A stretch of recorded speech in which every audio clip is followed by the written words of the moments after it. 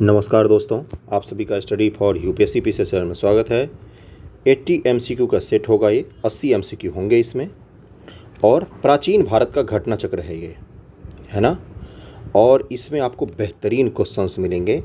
जैन धर्म तक हमने कंप्लीट कर लिया था, मतलब जैन धर्म से आज हमें करना था। बौद्ध धर्म तक हमने कंप्लीट कर लिया है, बहुत पहले ही शुरुआत के जब मैं वीडियो बनाता था तभी मैंने कंप्लीट किया था। आज से हम जैन धर्म से शुरू करेंगे और अंत तक इसको ख़त्म करेंगे बीपीएससी के एग्ज़ाम से पहले। और आपके मैं बता दूं कि अगर आपका बीपीएससी में क्वेश्चंस आते हैं एंशिएंट हिस्ट्री से, आपको इससे क्वेश्चंस ज़रूर मिलेंगे, गारंटेड मिलेंगे, मतलब है ना। अभी से जो सेट शुरू होगा उससे, इससे पहले की वीडियो भी आप हिस्ट्री प्लेलिस्ट नाम से होगा, हिस्ट्री एमसीक्यू किस नाम से होगा, हिस्ट्री एमसीक्यू नाम से प्लेलिस्ट होगा, उसमें आपको इसका मिल जाएगा, वहाँ पर जाके आप कर सकते हैं। तो चलिए शुरू करते हैं पहले क्वेश्चन से। और कुछ लोगों ने कमेंट किया हुआ था, मैसेज भी किया हुआ था अलग अलग प्लेटफॉर्म पर, टेलीग्राम पर, इंस्टाग्राम पर। तो वहाँ पर उन्होंने बताया था कि मार्क्स कैसे इम्प्रूव करें अपने प्रीलिम्स में, है ना, बीपीएससी के प्रीलिम्स में, उसके लिए वीडियो बता दीजिए। तो मैं बना दूंगा, कल परसों में वीडियो हम उस पर एक कर लेंगे। कुछ लोगों ने ये भी किया हुआ था किस सब्जेक्ट पर भी फोकस करना चाहिए। तो फोकस तो आपको सभी सब्जेक्ट पर रखना है, जीएस के सारे ही सब्जेक्ट पर आपको फोकस रखना होगा, इक्वल फोकस रखना होगा, है ना। जैसे अब साइंस है और हिस्ट्री है, इन दोनों को मिला के लगभग में 60 क्वेश्चन के करीब में आते हैं। तो आपको इन पर थोड़ा सा ज़्यादा ध्यान देना है। जैसे पॉलिटी का सेक्शन है, इससे कम क्वेश्चन पूछे जाते हैं, 10-15 के करीब में पूछे जाते हैं, है ना। तो इस तरह से हम लोग आने वाले दिन में 1 से 2 वीडियो मैं कर दूंगा, जिससे आपको मदद मिल जाएगी। जैन धर्म के संस्थापक हैं, कौन हैं? तो पहले का आंसर हो जाएगा ऋषभदेव जी हैं, ऋषभदेव। जैन धर्म के मूल संस्थापक या प्रवर्तक प्रथम तीर्थंकर ऋषभदेव आदिनाथ माने जाते हैं। महावीर स्वामी जैन धर्म के 24वें तीर्थंकर थे, जिन्होंने 6ठी शताब्दी ईसा पूर्व में जैन धर्म का प्रचार प्रसार किया था। महावीर स्वामी जी ने इसको बहुत ज़्यादा फैलाया था, लेकिन एक स्थापना ऋषभदेव जी ने किया था। जैन धर्म के प्रथम तीर्थंकर कौन है? तो ऋषभदेव जी प्रथम तीर्थंकर हैं जैन धर्म के। जैन तीर्थंकर पार्श्वनाथ निम्नलिखित स्थानों में से मुख्यतः किससे संबंधित थे? पार्श्वनाथ जी के बारे में बात कर रहा है। आप वीडियो पॉज करके जरूर अटेम्प्ट करना, क्योंकि अब रिवीजन का समय है, अब ये पढ़ने का समय नहीं हो पाता है। तो तीसरे का क्या आंसर हो जाएगा? कहाँ के थे? बनारस के थे पार्श्वनाथ जी। पार्श्वनाथ 23वें जैन तीर्थंकर हैं। इनका जन्म वाराणसी के राजा अश्वसेन के यहाँ हुआ था। इनकी माता का नाम वामा देवी था और इनका चिन्ह क्या था? सर्प। देखो एक बार क्या हुआ, यूपीएससी ने, यूपीपीसीएस ने, यूपीएससी ने भी पूछा है अलग अलग जैन तीर्थंकरों के उनके क्या क्या चिन्ह हैं, इसके बारे में पूछा है। ऋषभदेव जी का वृषभ है, इसी तरह से पार्श्वनाथ जी का क्या है? सर्प है। आदिनाथ, मल्लीनाथ, पार्श्वनाथ और संभवनाथ, इन सब का देखो यहाँ पर प्रतिमा लक्षण दिया हुआ है, अलग अलग प्रतिमा लक्षण। अब इसको नीचे देख लेते हैं हम लोग। इसका आंसर दिया है ए का 1 दिया है, यानी कि आदिनाथ का वृषभ हो जाएगा। अब मल्लीनाथ जी का जल कलश है, पार्श्वनाथ जी का सर्प है और संभवनाथ जी का अश्व है। इन चारों के ये 4 चिन्ह हैं। क्या हमें याद रखनी है? अगर आप याद कर लेंगे तो आपके लिए बहुत ही अच्छा होगा। फिर से इधर मैच करना है, पार्श्वनाथ, आदिनाथ, महावीर और शांतिनाथ। तो यहाँ पर हम डायरेक्ट देख लेते हैं। पार्श्वनाथ जी का चिन्ह है सर्प, आदिनाथ जी का वृषभ है, महावीर स्वामी का सिंह है, मैंने गलती से वृषभ बोल दिया था, वृषभ आदिनाथ जी का है, महावीर स्वामी जी का सिंह है, शांतिनाथ का हिरण है ना। अगला है कि निम्न से कौन सा एक युग्म सही सुमेलित नहीं है? निर्वाण स्थल, कहाँ पर इनको निर्वाण की प्राप्ति हुई उसके बारे में पूछ रहा है। ऋषभनाथ, अष्टापद, वासुपूज्य, सम्मेद शिखर, नेमिनाथ, उर्जयंत, महावीर जी, पावापुरी। कौन सा इसमें गलत है? तो इसका आंसर हो जाएगा बी, वसुपूज्य सम्मेद शिखर। ये मैच गलत है। वसुपूज्य जैन धर्म के 12वें तीर्थंकर थे। इनका जन्म कहाँ पर हुआ था? चंपा में। इनको निर्वाण चंपापुरी में प्राप्त हुआ, निर्वाण प्राप्त हुआ कहाँ? चंपापुरी में प्राप्त हुआ। शेष सभी युग्म सही सुमेलित हैं। ओके, इसका आंसर क्या हो जाएगा? वसुपूज्य जी, जिनका चंपा में निर्वाण की प्राप्ति हुई थी। अगले क्वेश्चन पे चलते हैं। निम्नलिखित तीर्थंकरों पर विचार कीजिए तथा उनको सही कालक्रम अनुसार व्यवस्थित कीजिए।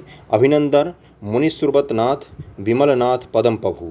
तो इसको मैच करना है, और अगर आप इसको कर लेंगे ना सही से, तो आप कोई भी एग्ज़ाम देने जाएंगे, बीपीएससी ही नहीं, कोई भी एग्ज़ाम देने जाएंगे यूपी का भी, तो उसमें भी आपको बहुत मददगार होगा ये।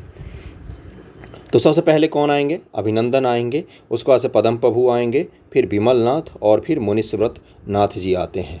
क्या हमें 24 तीर्थंकर याद करने हैं? बिल्कुल भी नहीं, एक अंदाज़ा होता है, नहीं तो इस तरह के क्वेश्चन आप छोड़ सकते हैं। महावीर स्वामी जी का जन्म कहाँ हुआ था? कुंडग्राम में हुआ था। बीपीएससी यही पूछता है, या तो ये पूछता है कि इनको निर्माण की प्राप्ति कहाँ पर हुई थी। दो ही चीज़ बीपीएससी पूछता है, और इनके फैमिली मेम्बर्स के नाम पूछ लेता है, और बीपीएससी कुछ नहीं पूछता। ओके, 540 ईसा पूर्व माना गया है एनसीईआरटी में इनके जन्म की तिथि। कहाँ? 540 ईसा पूर्व। कुंडलपुर जन्म स्थान है किनका? तो महावीर स्वामी जी का है। और गौतम बुद्ध का क्या है? लुम्बिनी, जो कहाँ पर है? नेपाल में है।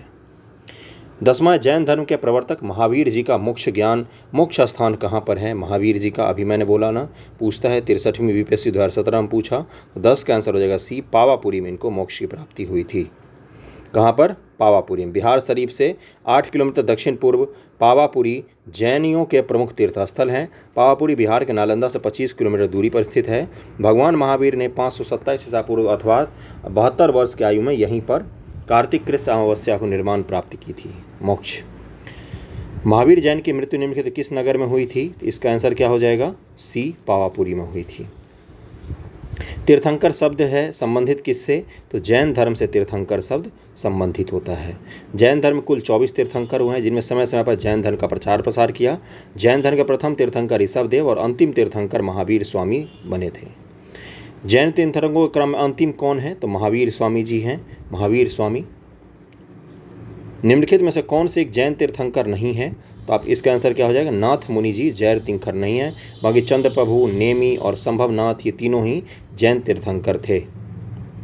प्रभास गिरी जिनका तीर्थस्थल है वो कौन होते हैं? तो जैन लोगों का तीर्थस्थल क्या है? प्रभास गिरी। कहाँ पर है ये? उत्तर प्रदेश के कौशाम्बी में स्थित है। ये जैन तीर्थस्थल है। कौशाम्बी का प्रभास गिरी स्थल 6ठे जैन तीर्थंकर पदम प्रभु जी से संबंधित है। जैन धर्म में पूर्ण ज्ञान के लिए क्या शब्द आता है? पूर्ण ज्ञान जब किसी को प्राप्त हो जाता है, जैन धर्म में क्या कहा जाता है? तो इसका आंसर क्या हो जाएगा? 16 का। इसका आंसर हो जाएगा सी, बोलते हैं कैवल्य की प्राप्ति हो गई है। जैन धर्म पूर्व ज्ञान के लिए कैवल्य शब्द का प्रयोग किया गया है। महावीर स्वामी को 12 वर्षों कठोर तपस्या के बाद साधना के पश्चात जुम्भिक ग्राम के समीप ऋजुपालिका नदी के तट पर एक साल वृक्ष के नीचे कैवल्य का ज्ञान प्राप्त हुआ था। फलतः वह केवलिन कहलाए थे। महावीर स्वामी को किस नदी के तट पर ज्ञान की प्राप्ति हुई थी? तो ऋजुपालिका नदी के तट पर। त्रिरत्न सिद्धांत, सम्यक धारण, सम्यक चरित्र और सम्यक ज्ञान जिस धर्म की महिमा है वह कौन सा धर्म है? तो जैन धर्म है वो। सम्यक ज्ञान, सम्यक चरित्र और सम्यक महिमा। ओके। त्रिरत्न या 3 रत्न जैसे सटीक ज्ञान, सच्ची आस्था और सटीक क्रिया निम्न से किससे संबंधित है? तो जैन धर्म से संबंधित है। 19 का आंसर सी हो जाएगा। अगले क्वेश्चन पर चलते हैं कि कौन सा दर्शन त्रिरत्न को मानता है? तो इसका 20 का क्या आंसर हो जाएगा? इसमें से जैन और बौद्ध दोनों होना चाहिए, क्योंकि देखो बौद्ध धर्म में भी 3 रत्न की बात की गई है। देखो यहाँ पर दिया हुआ है कि जैन दर्शन में मोक्ष के लिए 3 साधन आवश्यक बताए गए हैं: सम्यक ज्ञान, सम्यक दर्शन और सम्यक चरित्र। इन तीनों को जैन धर्म में त्रिरत्न की संज्ञा दी जाती है। बुद्ध, धम्म और संघ बौद्ध धर्म के त्रिरत्न माने जाते हैं। तो छत्तीसगढ़ लोक सेवा आयोग ने इस प्रश्न को मूल्यांकन से बाहर कर दिया था। अनुव्रत सिद्धांत का प्रतिपादन किसने किया था? 21 का क्या आंसर हो जाएगा? जैन धर्म के लोग अनुव्रत सिद्धांत का पालन करते हैं। जैन धर्म में 5 महाव्रत है: अहिंसा, सत्य, ब्रह्मचर्य और अस्तेय। महावीर स्वामी जी ने इसमें ब्रह्मचर्य धर्म को जोड़ा था 5 महाव्रत में, एक व्रत को। बाकी उससे पहले 4 ही था: अस्तेय, सत्य और अहिंसा, है ना। और अपरिग्रह तो होता ही है, 4 यही थे: अहिंसा, सत्य, अस्तेय और अपरिग्रह। ब्रह्मचर्य को किसने जोड़ा था? महावीर स्वामी जी ने। जैन धर्म गृहस्थों के लिए 5 महाव्रत अनुव्रत के रूप में व्यवस्थित हुआ है, क्योंकि संसार में रहते हुए इन महाव्रतों का पालन करना संभव नहीं है। देखो, जब आप पारिवारिक जीवन में होते हो तो आप इनका पालन नहीं कर सकते हो, तो आप इनका पालन कर लीजिए पारिवारिक जीवन में। ओके, तो इसका आंसर सी हो जाएगा। 5 अनुव्रत का सिद्धांत किस में है? तो जैन धर्म में है। स्यादवाद का सिद्धांत किस में है? तो जैन धर्म में ही है। स्यादवाद बड़ा ही लौकिक सिद्धांत है। इसमें क्या कहा गया है? सप्तभंगी सिद्धांत भी, इसको अनेकांतवाद भी कहा जाता है। किसी चीज़ के लिए क्या कहा जाता है कि कोई चीज़ है, बोला जाता है नहीं है। फिर अगला स्टेटमेंट क्या होगा? है मगर नहीं है, है नहीं भी है। इसी तरह के 7 स्टेटमेंट बनते हैं, जिसको स्यादवाद का सिद्धांत कहा जाता है, अनेकांतवाद का सिद्धांत कहा जाता है, सप्तभंगी भी कहा जाता है। आगे चलते हैं। या ज्ञान की सापेक्षता का सिद्धांत कहा जाता है इसको। अगला है कि स्यादवाद संबंधित है, तो जैन धर्म से संबंधित है स्यादवाद। निम्नलिखित में कौन कौन से सिद्धांत जैन धर्म से संबंधित हैं? अनेकांतवाद, बिल्कुल सही। शून्यवाद, शून्यवाद बौद्ध धर्म का था ना, याद होगा आपको। सर्वस्तिवाद, स्यादवाद, तो इसका आंसर क्या हो जाएगा 24 का हो जाएगा। 1 और 4 हैं बस, अनेकांतवाद और स्यादवाद, बस 2 ही संबंधित हैं जैन धर्म से। ओके, अनेकांतवाद और स्यादवाद। शून्यवाद बौद्ध धर्म का एक संप्रदाय था, याद होगा, नागार्जुन जी ने जिसका संपादन किया था कनिष्क के समय में, जिसके प्रवर्तक नागार्जुन हैं। जबकि सर्वस्तिवाद बौद्ध दर्शन का ही एक संप्रदाय है। सर्वस्तिवाद और शून्यवाद दोनों है, बौद्ध का ही है। ओके, जैन धर्म के दर्शन के अनुसार सृष्टि की रचना एवं पालन पोषण किसके हुआ है? सार्वभौमिक विधान से हुआ है। सार्वभौमिक विधान। जैन धर्म क्या मानता है? एक पत्थर है उसमें भी आत्मा है। समझ रहे हो ना मैं क्या कह रहा हूँ? हर चीज़ में आत्मा है, जो भी जीव है जगत में, सब कुछ में। जैन दर्शन के अनुसार समस्त विश्व जीव तथा अजीव नामक 2 नित्य एवं स्वतंत्र तत्वों से मिलकर बना है। जीव चेतन तत्व है, जबकि अजीव और चेतन जड़ तत्व है। हमें उसको दर्शन पर नहीं जाना, इसको ये मानो कि सार्वभौमिक विधान से बना हुआ है सृष्टि की रचना। ओके, इसको जरूर ध्यान में रखना। अनेकांतवाद निम्नलिखित में से किसका क्रोध सिद्धांत और दर्शन है? तो अनेकांतवाद जैन मत का सबसे मूल दर्शनों में से एक है, जैन धर्म का। ओके, अगले क्वेश्चन पे चलते हैं। निम्नलिखित में कौन सा धर्म विश्व विनाशकारी प्रलय की अवधारणा में विश्वास नहीं करता? तो जैन धर्म नहीं करता। बाकी इस्लाम में भी बोला गया है कि कयामत का दिन आएगा, हिंदू धर्म में भी बोला गया है कि एक दिन विश्व का अंत हो जाएगा कलयुग के बाद, और बौद्ध धर्म में भी है कि विश्व का अंत हो जाएगा। इस्लाम में भी, जैन धर्म में नहीं माना गया है। जैन धर्म का आधारभूत सिद्धांत क्या है? तो अहिंसा ही जैन धर्म का मूल सिद्धांत है। ये लोग अंधेरा होने के बाद खाना तक नहीं खाते हैं कि क्या पता गलती से कुछ मुँह में चला जाए। यापनीय किसका एक संप्रदाय है? तो जैन धर्म का ही एक यापनीय संप्रदाय है। यापनीय, बीपीएससी को क्वेश्चन टफ बनाना होगा तो इस तरह के क्वेश्चन आपसे पूछ सकता है। भारत की धार्मिक प्रथाओं के संदर्भ में स्थानकवासी संप्रदाय का संबंध किससे है? IAS प्री 2018 क्वेश्चन, बेहतरीन क्वेश्चन था। तो जैन मत से संबंधित स्थानकवासी। दिगंबर और श्वेतांबर जो आप नाम सुनते हो, उसी में अलग अलग फिर आगे जाकर डिवीजन है, दिगंबर के भी और श्वेतांबर के भी। स्थानकवासी श्वेतांबर जैनों का एक संप्रदाय है। इसकी स्थापना 1653 में हुई थी। यह संप्रदाय अपने पूर्ववर्ती सुधारवादी संप्रदाय लोंका, जिसकी स्थापना लोंकास ने की थी, से उत्पन्न हुआ है। इस संप्रदाय के लोग मूर्तियों की पूजा नहीं करते हैं। और बौद्ध धर्म में जो मूर्तियों की पूजा नहीं करते वो क्या कहलाते हैं? हीनयान कहलाते हैं। निम्नलिखित में कौन सबसे पूर्वकालिक जैन ग्रंथ कहलाता है? तो 14 उपांग जो है, 14 उपपूर्व, इसको क्या कहा जाता है? 14 उपपूर्व, 14 पूर्व, इसको कहा जाता है जैन धर्म का सबसे पहले ग्रंथों में से एक है। 14 पूर्व प्राचीनतम जैन ग्रंथ है। आदिम नंद राजा के समय में संभूति विजय तथा भद्रबाहु जैन संघ के अध्यक्ष थे, तथा ये ही महावीर द्वारा प्रदत्त 14 पूर्वों के विषय में जानने वाले अंतिम व्यक्ति कौन थे? संभूति विजय और भद्रबाहु। प्रारंभिक जैन साहित्यों में निम्नलिखित किस भाषा में लिखे गए हैं? तो ये अर्धमगधी भाषा में लिखा गया, अर्धमगधी भाषा में लिखा गया है प्रारंभिक जैन साहित्य। जरूर ध्यान में रखना, इसको प्रारंभिक की बात कर रहा है। निम्नलिखित में से कौन सा स्थल पार्श्वनाथ से संबद्ध होने के कारण जैन सिद्ध क्षेत्र माना गया है? तो इसका क्या आंसर हो जाएगा? इसका आंसर हो जाएगा सम्मेद शिखर, और ये बीपीएससी में भी पूछा है, इसको जरूर ध्यान में रखना। 23वें तीर्थंकर थे और जिनका जन्म बनारस में हुआ था, पार्श्वनाथ। महावीर स्वामी 250 वर्ष पहले, लगभग 850 ईसा पूर्व में हुआ था। महावीर स्वामी से भी 250 वर्ष पहले इनका जन्म हुआ था। काशी के शासक इक्ष्वाकु वंशी अश्वसेन उनके पिता थे और महारानी वामा उनकी माता थी। और बनारस के निकट आश्रम उद्यान में समाधि स्थल होकर कठिन तपस्या करने के उपरांत 84वें दिन उनको ज्ञान की प्राप्ति हुई और पार्श्वनाथ जी का परिनिर्माण सम्मेद शिखर पर हुआ था। इसी कारण यह जैन धर्म का पवित्र स्थल माना जाता है, सम्मेद शिखर। अगले क्वेश्चन पे चलते हम लोग। निम्नलिखित में कौन सा आरंभिक जैन साहित्य का भाग नहीं था? तो थेरी गाथा जो है ये आरंभिक जैन साहित्य का भाग नहीं था। आचारांग सूत्र, सूत्र कृतांग, बृहत कल्प सूत्र आरंभिक जैन साहित्य के भाग हैं। और इसमें से यूपीएससी ने इस बार क्वेश्चन बनाया कि निम्न से कौन कौन से जैन साहित्य हैं। जैन संप्रदाय में प्रथम विभाजन के उपरांत श्वेतांबर संप्रदाय के संस्थापक कौन थे? तो 35 का क्या आंसर हो जाएगा? स्थूलभद्र जी।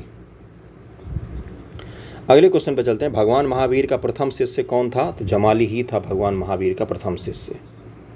भगवान महावीर का प्रथम अनुयायी कौन था? तो जमाली था। 38 पर चलते हैं। किस जैन सभा में अंतिम रूप से श्वेतांबर आगम का संपादन हुआ था? तो पाटलिपुत्र जैन सभा में सबसे अंतिम रूप से श्वेतांबर का आगम का संपादन हुआ था। ओके, श्वेतांबर और दिगंबर में बट गए थे, आपको पता होगा ये कहानी। अगला है कथन 1, श्वेतांबर धर्मसूत्र में 12 अंग शामिल हैं। दूसरा है कि श्वेतांबर परंपरा के अनुसार इन अंगों का संकलन वल्लभी में आयोजित एक धर्म सभा में किया गया था। तो 39 का क्या आंसर हो जाएगा? डी, कथन 1 सही है, लेकिन कथन 2 गलत है। वल्लभी में नहीं, इसका उसी समय हो गया था, पाटलिपुत्रा में ही। समझ गए ना? चंद्रगुप्त मौर्य के समय में हुआ था। वर्धमान महावीर की माता लिच्छवी के मुख्य चेटक की पुत्री थी। गौतम बुद्ध की माता कोलीय राजवंश की राजकुमारी थी। 23वें तीर्थंकर पार्श्वनाथ बनारस से थे। इसका आंसर 2 और 3 दोनों सही हो जाएगा। ओके, दूसरा और तीसरा सही है, पहला वाला गलत है। पहले वाले के बारे में पता ही होगा। वर्धमान महावीर की माता त्रिशला व विदेह दत्ता वैशाली के लिच्छवी कुल के चेटक की बहन थी, न कि पुत्री। इस कारण से मातृपक्ष से मगध के हर्यक शासक बिंदुसार और अजातशत्रु के निकट संबंधी थे। द्वितीय कथन सही है। यहाँ पर पुत्री दिया हुआ है, जबकि वो बहन थी चेटक की। कहाँ पर कर लिया हमने? 40 नंबर कर लिया। अगले क्वेश्चन पर चलते हैं। प्राचीन जैन धर्म के संबंध निम्नलिखित कथनों में से कौन सा एक सही है, ये बताना है आपको। ए है कि स्थूलभद्र के नेतृत्व में दक्षिण भारत में जैन धर्म का प्रचार हुआ। पाटलिपुत्र में हुई परिषद के पश्चात जो जैन धर्म के लोग भद्रबाहु के नेतृत्व में रहे वे श्वेतांबर कहलाए।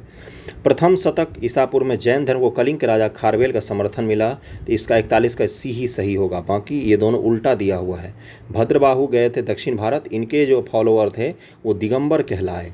वो वन चले गए और वहाँ पर उन्होंने वस्त्र त्याग दिया। जबकि जो स्थूल बाहु हैं, इनके जो अनुयायी थे वो पाटलिपुत्र शहर में ही रहे अकाल के समय, और वो श्वेतांबर कहलाए। जब चंद्रगुप्त मौर्य शासक था तो उस समय भीषण अकाल पड़ी थी मगध के क्षेत्र में।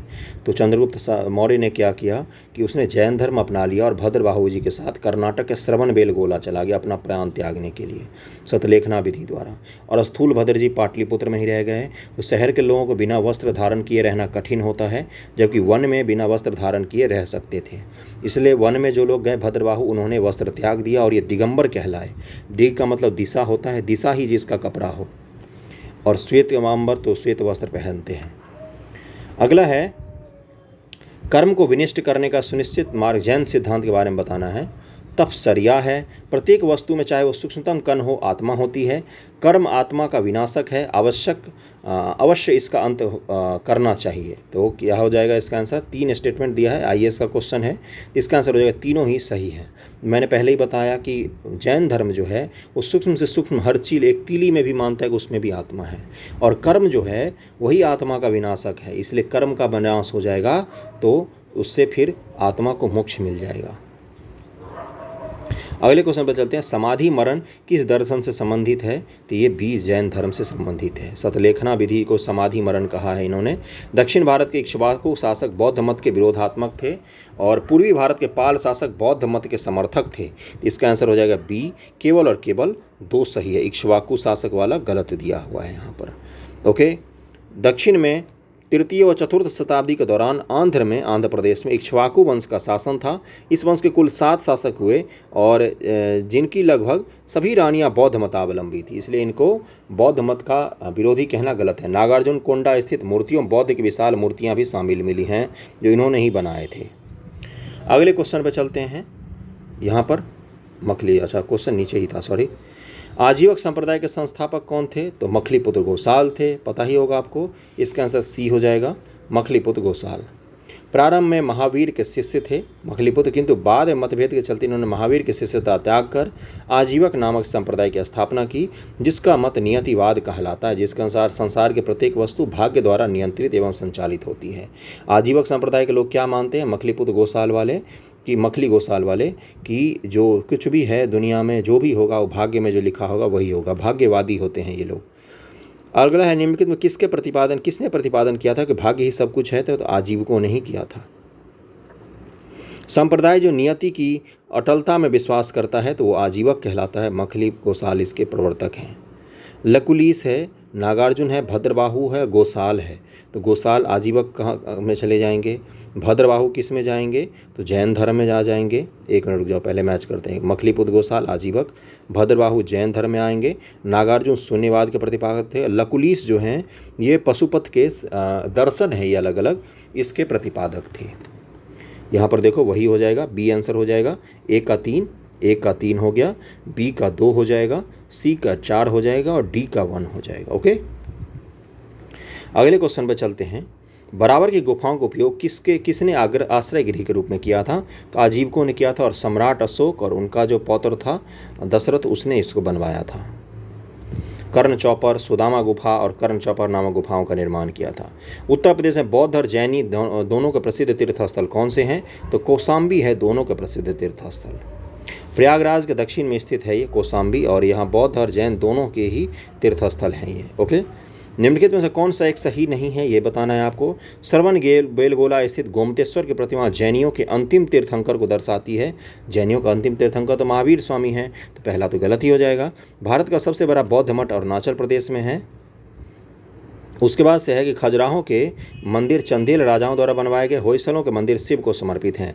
तो अगर पहला ही गलत था तो हम इधर आए ही क्यों, पहला ही गलत है इसका। ओके, गोमतेश्वर की जो मूर्ति है श्रवणबेलगोला में, यहाँ गंग शासक राचमल चतुर्थ के शासनकाल में चमुंडराय नामक मंत्री ने भगवान बाहुबली गोमतेश्वर की विशालकाय जैन मूर्ति का निर्माण करवाया। तो बाहुबली प्रथम जैन तीर्थंकर ऋषभ देव के पुत्र हैं, जिनका महामस्ताभिषेक जो 12 वर्षों पर त्यौहार होता है कर्नाटक में, वो भी आयोजित किया जाता है। श्रवणबेलगोला में गोमतेश्वर की विशाल प्रतिमा किसने स्थापित करवाई थी, तो चमुंडराय नामक शासक ने स्थापित करवाई थी।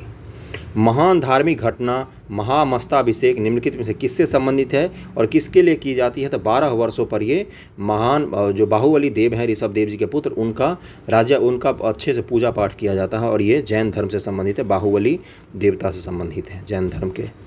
अब है शैव और भागवत धर्म। अब इससे जुड़े हुए कुछ क्वेश्चन हैं 20-25 करीब में, उसको हम लोग कर लेंगे और आज का टॉपिक ख़त्म हो जाएगा। फिर अगले में हम लोग कहाँ पर चलेंगे, 6ठी शताब्दी ईसा पूर्व के बाद मगध साम्राज्य में घुस जाएंगे, है ना, और वहाँ से बेहतरीन क्वेश्चंस आपके बनेंगे।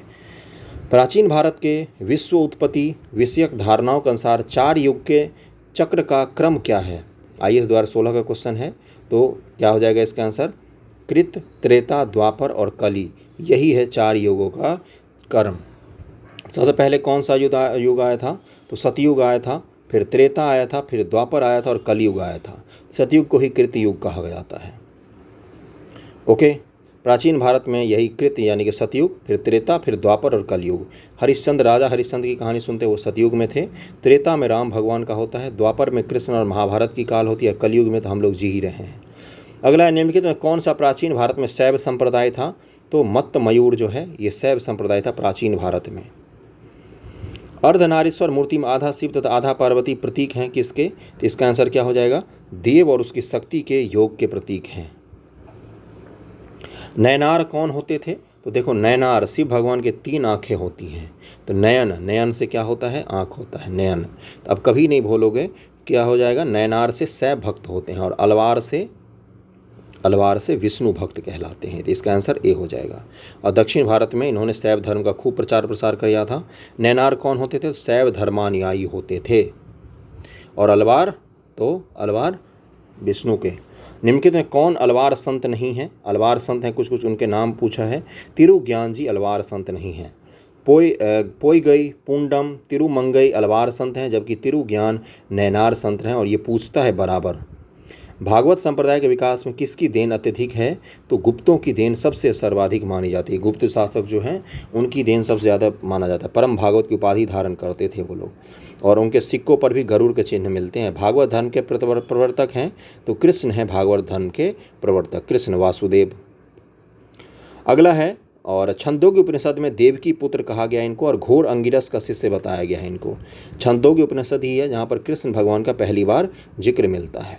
निम्न से किस ग्रंथ में सर्वप्रथम देवकी के पुत्र कृष्ण का वर्णन किया गया है, तो छंदोग्य उपनिषद में सर्वप्रथम वर्णन किया गया है।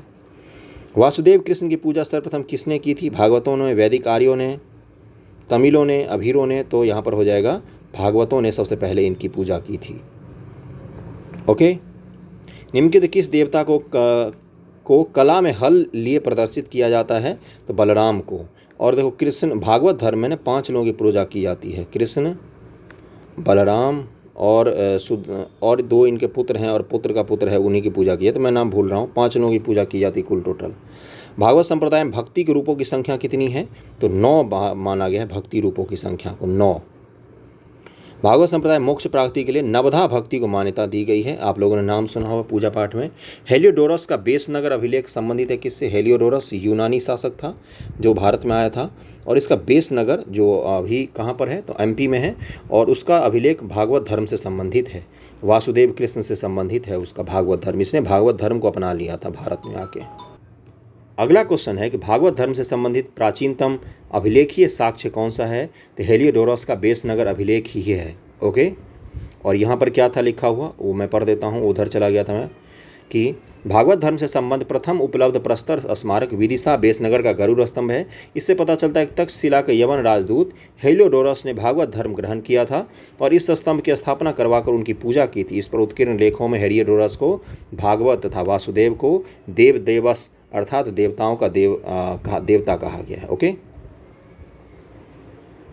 तो हेलियोडोरस जो था उसी का बेसनगर अभिलेख हो जाएगा सबसे प्राचीन, और वो एक्सप्लेनेशन भी मैंने पढ़ दिया। और एक चीज़, हेलियोडोरस को मैंने राजा बोल दिया था, ये एक्चुअली में राजदूत ही था, राजदूत था, राजा नहीं था, राजदूत ही था। ओके, करेक्शन किया है मैंने। भागवत धर्म का ज्ञात सर्वप्रथम अभिलेखीय साक्ष्य क्या है? तो बेसनगर का गरुड़ स्तंभ ही है। बेसनगर अभिलेख का हेलियोडोरस कहाँ का निवासी था? तो तक्षशिला का निवासी था, तक्षशिला में ही था, ये राजदूत का काम करता था। विष्णु के किस अवतार को सागर से पृथ्वी का उद्धार करते हुए अंकित किया गया है? तो सागर में पृथ्वी डूब गई थी, उसका उद्धार किया था किसने? तो नरसिंह अवतार, 1 मिनट रुक जाओ, वाराह अवतार था, वाराह था। नरसिंह तो बालक वाला हो गया जिसका नाम मैं भूल रहा हूँ, जिसमें खंबे में से फाड़ के निकलते हैं और फिर पेट चीरते हैं। मत्स्य भी हो गया, कच्छप ही है, तो इस तरह से वाराह अवतार हो जाएगा, जिसने सागर से पृथ्वी को उबारा था। भगवान विष्णु के 10 अवतार माने जाते हैं। मत्स्य से शुरू होता है और कहाँ पर ख़त्म होता है? आके बुद्धा अवतार पर ख़त्म होता है। आगे बढ़ते हैं यहाँ पर मित्रों। भारत में आस्तिक और नास्तिक संप्रदाय में कौन सा विभेदक लक्षण है? तो वेदों की प्रामाणिकता में आस्था आस्तिक कहलाते हैं, और वेदों में को नहीं मानना क्या कहलाते? नास्तिक। आप किस में आते हो आपको पता होगा, आस्तिक हो या नास्तिक। निम्नलिखित कौन मोक्ष के साधन के रूप में ज्ञान, कर्म तथा भक्ति को समान महत्व देता है? तो भगवत गीता क्या बोलता है कि ज्ञान भी होना चाहिए, मोक्ष भी, ज्ञान, कर्म और भक्ति तीनों ही होना चाहिए। ज्ञान, कर्म और भक्ति तीनों को ही सम्मान दिया भगवत गीता। अद्भुत है। अगला है कि अधोलिखित में से कौन सा गीता की मुख्य शिक्षा है? तो इसका आंसर क्या हो जाएगा? निष्काम कर्मयोग ही गीता की पूर्ण शिक्षा है। मतलब बिना फल की चिंता हुए कर्म करना, लेकिन बिना फल की चिंता हुए, बिना रिजल्ट के डर के लोग पढ़ते ही नहीं है।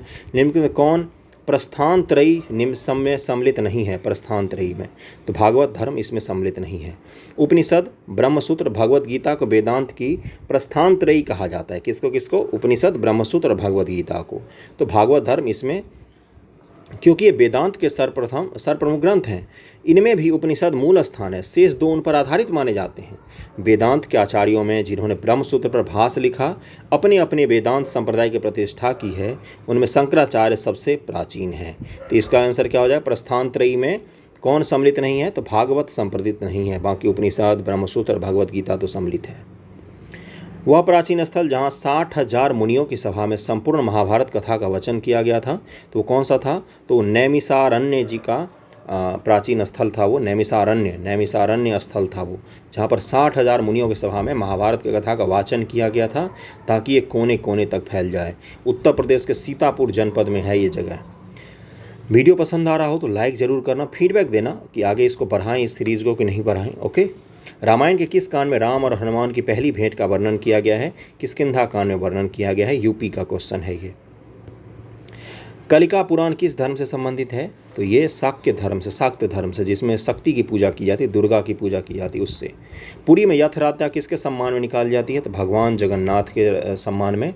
भगवान कृष्ण, उनकी बहन सुभद्रा और भाई बलराम, तीनों ही की रथ यात्रा निकलती है, और तीनों लकड़ी के बने हुए मूर्तियाँ होती हैं बंधुओं, और जनजातीय लोगों ने सबसे पहली बार इस चीज़ को शुरू किया था। नासिक में कुंभ मेला निम्न से किस एक नदी के तट पर लगता है? तो इसका आंसर क्या हो जाएगा? गोदावरी के तट पर लगता है नासिक में। प्रयाग में, हरिद्वार के गंगा के तट पर। 27 नंबर क्वेश्चन है कि जैन धर्म तो पावापुरी, हिंदू धर्म तो बनारस, इस्लाम तो मदीना, ईसाई तो वेटिकन सिटी। ये सारे धर्म का अलग अलग थे। तो 27 क्वेश्चन इसमें भी कंप्लीट कर लिए हम लोगों ने। कुल 80 क्वेश्चंस को कंप्लीट किए हैं टोटल। अगले लेक्चर में इसके आगे का कौन सा टॉपिक है मैं यहाँ पर देखा, 6ठी शताब्दी ईसा पूर्व राजनीतिक दशा, जिसमें हम पढ़ेंगे अलग अलग राजनीतिक जो महाजनपद, जनपद, उसके बाद मगध साम्राज्य को पढ़ेंगे। वीडियो कैसा लगा कमेंट करके ज़रूर बताना, फीडबैक देना। और इसका टेलीग्राम पर आपको मिल जाएगा। किसी को कुछ पूछना हो तो डिस्क्रिप्शन में दिए होते हैं कॉन्टैक्ट डिटेल, वहाँ पर आप कुछ पूछ सकते हैं। Okay, thank you so much.